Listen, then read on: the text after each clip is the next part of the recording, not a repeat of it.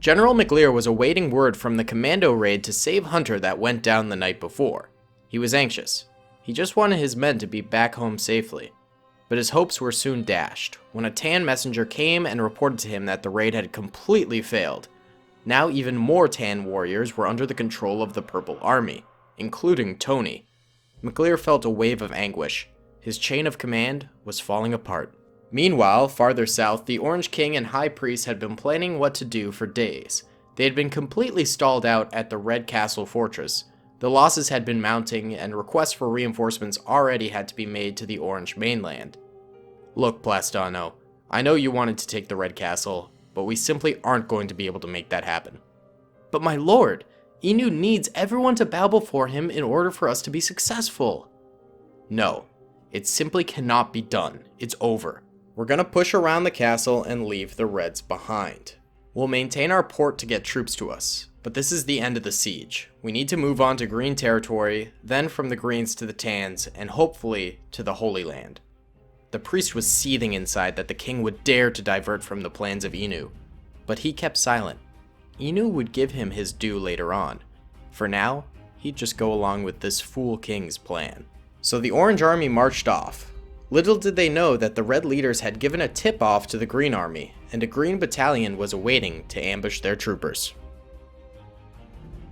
Yo, what's going on, boys? It is I, Daily Tactics here, back with some more Army Men Civil War. Now, the Orange Crusade has hit a lot of speed bumps, and that is kind of putting it nicely. They started off absolutely rocking the Army Men nations, but now they are slowly slowing down, and in fact they completely bailed on the Red Super Fortress that they had been sieging for the past few episodes because of defeats. So now they've decided to hightail it towards the Green territory and take on a new enemy. However, the Reds, the cheeky buggers that they are, went up to the Greens and went, hey, this invasion force is en route.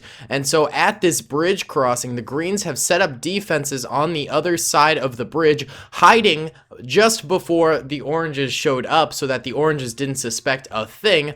Then they rolled up two M4 Shermans here and lined the trenches, and then also troopers on the other side of the bridge began to poke their heads out of the trees and stuff like that, and they've set up this beautiful little ambush for the Orange troopers. The Oranges outnumber the Greens about 3 or 4 to 1 though. However, this ambush is going to take the Oranges completely by surprise, which could work to the advantage of the Greens and could lead to a Green victory.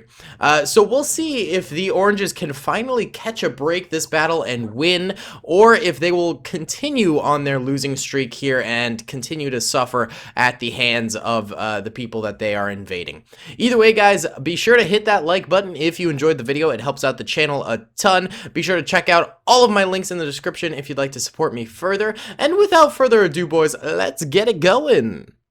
Alright, fellas, here we go. We're gonna press start, but we're gonna go in slow-mo for the first part, and pressing start right now. Okay, so the Oranges begin to move forward, and the Greens begin their ambush, and they begin to pepper the Oranges who are crossing the bridge. The Oranges are quick to react though, and they begin to get actually a few kills on these Green soldiers, but the Greens are just wiping out the troopers that are on the immediate bridge. Just tons and tons of losses for the Oranges. These boys are going down, and a bunch of their tanks also blowing up sky high. Even further back in the Orange lines, the losses have been pretty horrific. Grenades being thrown every which way, rifle fire coming in at every juncture. This is a brutal battle at the moment. Orange is running everywhere trying to escape this hail of bullets, but it does look like the Green troopers in the countryside that have been flanking are slowly coming under Orange submission and losing their soldiers. In fact, let's see, yeah, there's very few Oranges still left alive on this side of the road here. And those that are bound to die real quick here. A few bazooka troopers. Yeah, actually, mostly bazooka troopers are the ones still living. A few machine gunners over here. And then over here, yeah, a few more fellas behind barrels and whatnot, firing away, trying to get a few more kills on these Orange troopers, but it's seeming like it might be slightly futile because the Oranges are just overwhelming these fellas. However, on the other side of the bridge, let's check out what's going on. This M4 is still alive, and this M4 is actually still alive as well. So neither of the green tanks have gone down, and the trenches are still nearly fully filled with green soldiers. I mean, there was definitely some losses in that early bit of the battle, but they are still surviving. So the oranges are going to have to cross the bridge at some point here. But if we look at the minimap right now, blue are the orange troopers and red are the green troopers, the green defense being over here, and the oranges all being over here. The oranges do still have a few tanks left alive, which is certainly going to help. In fact, one of them is going on a far-reaching flank over here, looking to take out a few of these orange troopers that are on this side of the riverbank. And then the orange infantry is all clustered over here. So I'd say, actually, the odds have been even. As of right now, the green sort of made up for the deficit in troopers that they had by wiping out just sheer numbers of oranges at the very beginning of this battle. So, yeah, I would say both sides have about even numbers of troopers and tanks, because both sides now have 2 tanks apiece. So, very interesting to see that. Either way, let's go into normal speed now, and we will find out what ends up happening here. Oh! Well, there goes one of the orange tanks getting obliterated right there, and the other one over here also seems to be in some trouble. Yep, there goes the engine exploding outwards. This thing also goes down. The Shermans, I'm pretty sure, are the culprits of those defeats. So now the oranges have to take on the green lines without the use of any sort of tank, which is going to be significantly harder. I do believe that they will be able to take out these tanks if they play it right. I mean, there's a bunch of cover over here on the opposite riverbank, and the oranges do have plenty of bazooka troopers and whatnot. It's just a matter of them getting them to the front lines and actually hitting that tank, which would be rather tough. If I were the oranges, right now I would focus in on taking out the infantry first, dealing with the easier part of the battle, and then moving in on the tanks. Not to mention, the oranges do actually have flamethrower troopers, and those can take out tanks pretty easily too. They just need to hit them with some flames in the engine, and the engines will inevitably blow up. So I think the oranges could potentially still have this. If they fail in this battle, then seriously, the Orange Crusade is in trouble. I don't know what they will do after this, considering the massive losses they have been taking, the fact that they cannot make any more progress past the red territory. They're gonna probably have to hunker down and resupply for at least a few months here in order to, you know, make another solid push forward into Army Men national territory. But, you know what, that's, you know, we're considering something that hasn't even happened yet. The oranges are doing a great job right now of pushing forward bit by bit and getting a lot of fire out, so we don't have to worry about their future situation quite yet. The greens are seemingly still suffering a few losses in their trenches, though actually, you know, if we look at it, the greens are pretty filled in these trenches. They are not really budging. They're taking some losses, but I think the tanks are actually doing a great job of kind of spreading out this orange infantry and making them suffer big time with both the machine guns and the HE fire from the turret. So, oh, not a great look right now for the oranges. Look at this guy going full on Rambo. I mean, yeah, just squat down, bro. You can get better fire off if you're you know, using your tripod and stuff like that. It's probably a bipod, actually, if it's on a gun. Tripod's more of a film instrument than a bipod is more for weaponry. Oh, these poor oranges. At least they're getting fire out. You know what? Sometimes in these types of battles, I am just hopeful because I see one nation, you know, getting fire out, and sometimes the nation that has more troopers and is getting suppressed and is not managing to fire at all is the one that ends up losing, just because they're not utilizing the weapons that they have at their disposal. But the oranges definitely are utilizing their weapons, so that's kind of good to see and maybe a little bit more promising. I am also starting to see more greens going down in these trenches. I am seeing losses mount a little bit more back here, though I'm not sure if it's at a rate that will actually make too big of a difference here. I think maybe the oranges are a little too slow to take these guys out, and the greens will, I I don't know, outlive them a little bit and manage to wipe them out. I think the oranges still have some bazookas. I saw some laying around in the orange lines, and if those guys can get up to that riverbed and fire their bazookas at those M4 Shermans, that would be absolutely massive. I'm honestly kind of surprised that the orange tanks went down so fast. These Crusaders and Cromwells are actually really, really powerful tanks. You know, their origin being you know, the British Army during World War II. But these bad boys, I mean, in standard Men of War Assault Squad 2, they're powerful, and they can easily take on an M4 Sherman. Like a Comet can kill an M4 Sherman in standard Men of War.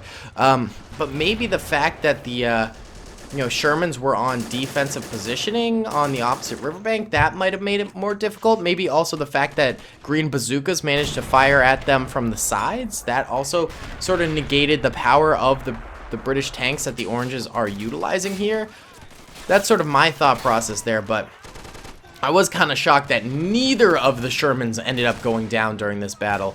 You know, these things are powerful, but they're not powerful to the extent where they should be able to take out like 6 or 7 orange tanks, you know? So that's kind of shocking and honestly pretty lucky on the part of the greens that they managed to, you know, take out so many tanks with such few tanks themselves. But, you know, sometimes that's how it works. Miracles get pulled off in countless battles. I mean, you look at like the Battle of Marathon.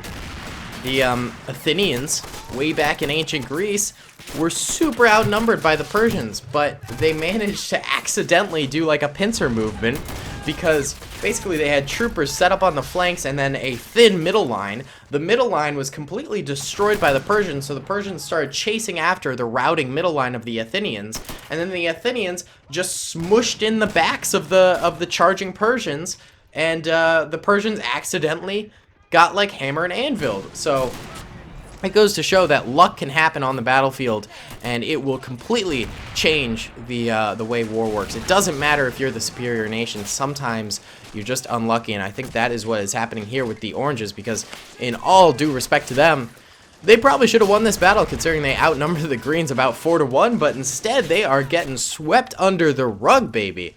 I mean, really, they have a small holdout of troopers right now, dead in the center here of this little village, and they have not been able to push past the green trenches at all, and they're just slowly getting whittled down further and further. If we look at the minimap right now, in the top left, blue are the greens that are left alive, and red are the oranges, and the oranges are really, really low on troopers, as you can tell, and they are losing more and more soldiers by the second. Most of them really just sort of hiding out in this tiny little hut that has clearly been peppered with a ton of rifle fire and you know, tank shells, but the hut's still standing. If the M4 Sherman back there were to just hit an explosive shell right on this hut, I think like 20 or 30 oranges would certainly die, though they are actually pushing forward a little bit. You gotta admire the orange perseverance at least a smidge, because you know, they're keeping at it. They're not taking no for an answer. They're gonna keep on charging forward, and that is sort of the power of having you know, a religious figure on your side. It inspires morality in the troopers, and the oranges are really utilizing that to their advantage. This crusade is not gonna stop here, I have a feeling, or it might get stalled out here, you know. But I think the oranges still have some fight left in them. They just might need to regather and fortify their position currently instead of continuing to attack, and then maybe they can continue on their holy crusade. But for now, they are certainly being stopped by the greens, and I really do think this is a lost cause here. I don't like to, you know, call it out at the end of a battle. I don't like to guess who's gonna win, but I think it's pretty clear here that the greens have this in the bag. I mean, they're just stopping them left and right. All quiet on the front now. Oh, and there we go, another little burst of fire there from both sides. I think it's the green tanks that are the real MVPs here. They're butchering these oranges. Butchering them. Alright. Well, really not that many oranges left alive. Should we do a final charge for the oranges? Let's do a final charge. We'll send them to the right flank. Oh my god. The second they move, It's like peppered with fire. Go, boys, go! Final charge. See if you can make any progress here.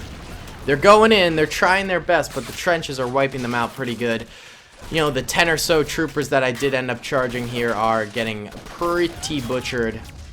Yeah, I mean, the second they move out of cover, they immediately get squashed by the greens. This was a battle I really thought the oranges would have in the bag here. Or at least, you know, it would be close, but it's not even close. I mean, the greens are ending up just dominating here, absolutely dominating. All right, we'll retreat the last 2 orange troopers to go back and report to their king and high priest of their failure. But as we can see, the greens ended up with a gigantic victory here, destroying a large portion of the oranges. Ooh, one of those oranges I was sending back actually just died here. Paul Reed, you keep going, buddy. He actually has a kill. Nice job, Paul. Either way, let's look at the losses here. Yellow are dead oranges, red are dead greens, and the oranges took heavy losses all down the lines. I mean, there were dead greens back here too, and quite a number of them. I mean, the oranges did kill a lot of green soldiers, especially the ones ambushing on this side of the river. And then they did get a lot of kills on this side of the river too, but just not enough, and they didn't take out those tanks, which really led to their downfall. So either way, guys, thank you so much for watching this video. I really hope you enjoyed. Be sure to comment, rate, and subscribe if you did enjoy, and I will see you all in the next one. Peace.